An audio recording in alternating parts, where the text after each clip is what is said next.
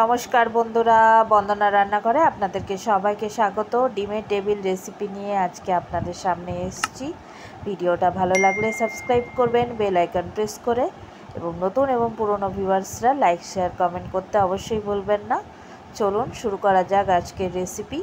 পুরোটা জুড়ে আমার সঙ্গে থাকুন, আমি জানি আপনারা পুরোটা জুড়ে আছেন।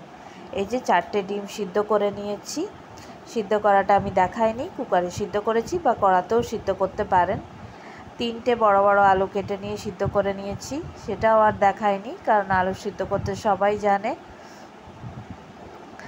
আর লাগছে 2টো বড় পেঁয়াজ কুচিয়ে নিয়েছি, 6-7টা কাঁচা লঙ্কা, আর হলুদ গুঁড়ো, জিরে গুঁড়ো, লঙ্কা গুঁড়ো, নুন, এগুলো পরিমাণ মতো। পুরটা বানানোর জন্য এগুলো লাগবে। আর কোটিং করার জন্য লাগবে বেসন, বিস্কুট গুঁড়ো আর অ্যারারুট। বিস্কুট গুঁড়ো 200 গ্রাম, অ্যারারুট 50 গ্রাম, আর সাদা তেল 50 গ্রাম। এই যে ডিমটা কেটে নিচ্ছি, ডিমগুলো হাফ হাফ করে কেটে নিয়েছি।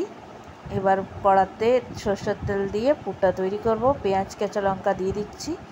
আগের ভিডিওতে যারা কমেন্ট করেছিলেন তাদেরকে অনেক অনেক ভালোবাসা আমার তরফ থেকে, এত সুন্দর সুন্দর কমেন্ট করার জন্য। যেখান থেকেই দেখছেন না কেন, সবাইকে একটাই অনুরোধ, প্লিজ কমেন্ট করবেন। সাইলেন্ট যারা ভিউয়ার্স আছেন তারাও একটা করে কমেন্ট দিয়ে যাবেন, আপনাদের পরিবারে অবশ্যই পৌঁছে যাব কমেন্ট ধরে। যে সব কিছু দিয়ে ভেজে নিলাম। এবার আলু দিয়ে দিচ্ছি। আলুটা আমি অফ ক্যামেরায় স্ম্যাশ করে নিয়েছিলাম, ওটা আর দেখায়নি। এবার আলুর সঙ্গে পেঁয়াজ কাঁচা লঙ্কা দিয়ে হলুদ গুঁড়ো, জিরে গুঁড়ো, নুন, লঙ্কা গুঁড়ো সব 1 চামচ করে দিয়ে ভেজে নিচ্ছি ভালো করে।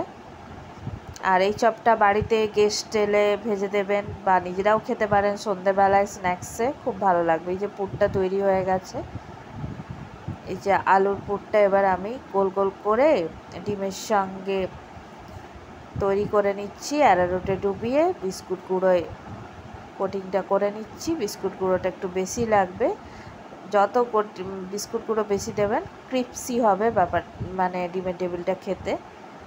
আমার তো দারুণ লাগে, আপনাদের কেমন লাগে কমেন্টে অবশ্যই জানাবেন। এই যে তৈরি করা হয়ে গেছে, এবার তেলে ভেজে নিলেই আমাদের গরম গরম ডিমের চপ বা ডিমের টেবিল যেটাই বলেন না কেন তৈরি হয়ে যাবে। যে খুন্তিতে করে দিচ্ছি। আমার রেসিপিটাতে বা আমার কথার মধ্যে যদি কোনো ভুল ত্রুটি থাকে না, অবশ্যই ক্ষমা দৃষ্টিতে দেখবেন। যে সাদা তেল দিয়ে তেলটা গরম হলে ডিমের টেবিলগুলো দিয়ে দিচ্ছি, দিয়ে ভেজে নিচ্ছি। এক পাশটা হয়ে গেছে, আর এক পাশটা উল্টে নিচ্ছি। আপনারা চাইলে বেসনেরও কোটিং করতে পারেন, আমি অ্যারারুট দিয়েছি, এটা অপশনাল। এই যে ভাজা হয়ে এসছে, আবার আরেকটা দিয়ে দিলাম, মানে আবার দুটো দিয়ে দিলাম, ভেজে নেব। আমাদের ডিমের টেবিল তৈরি হয়ে গেছে। ভিডিওটা ভালো লাগলে সাবস্ক্রাইব